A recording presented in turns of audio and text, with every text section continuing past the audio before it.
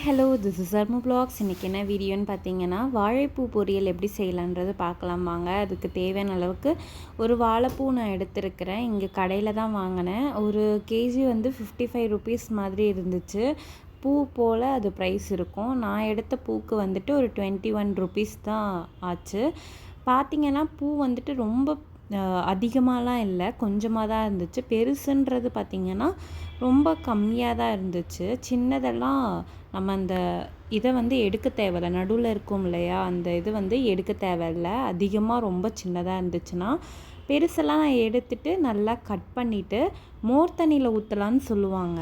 அதான் நான் வந்து மோர்லாம் இல்லாததுனால வெறும் தண்ணியில் வந்து கட் பண்ண வாழைப்பூவை நல்லா போட்டு வச்சுருந்தேன். ஏன் அதை அப்படி போட்டிருக்குறோன்னா, பூ வந்து கருக்காமல் இருக்குன்னு சொன்னாங்க. அதனால் வந்துட்டு வெறும் பச்சை தண்ணியில் கட் பண்ண உடனே போட்டு கொஞ்சம் நேரம் வச்சுட்டு நம்ம யூஸ் பண்ணும்போது எடுத்துக்கலாம். அடுத்தது கடாயில் வந்து நல்லா எண்ணெய் ஊற்றி கொஞ்சமாக கடுகு, பெருஞ்சீரகம் வாசனைக்காக போட்டு நல்லா பொரிஞ்சு வந்த பிறகு 2 காஞ்ச மிளகா போட்டுட்டு அது வந்து கருக விடாமல் பார்த்துக்கணும்.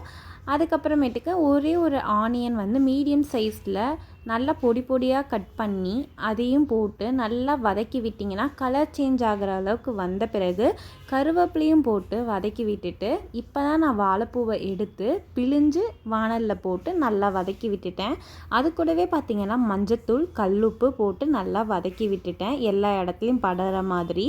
அடுத்தது வாழைப்பூ வேகிறதுக்காக கொஞ்சமாக தண்ணி ஊற்றி அந்த தண்ணியிலே வந்து வாழைப்பூ வேகிற அளவுக்கு வச்சுக்கிட்டேன்.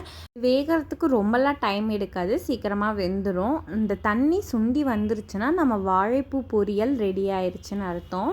அண்ட் இன்றைக்கி ஹாஸ்டலில் நம்மளுக்கு முள்ளங்கி சாம்பாரும் அது கூட பச்சை பயிர் கோஸ் பொரியலும் செஞ்சாங்க. அது கூட வாழைப்பூ வச்சு சாப்பிட்டேன். தேங்க்யூ.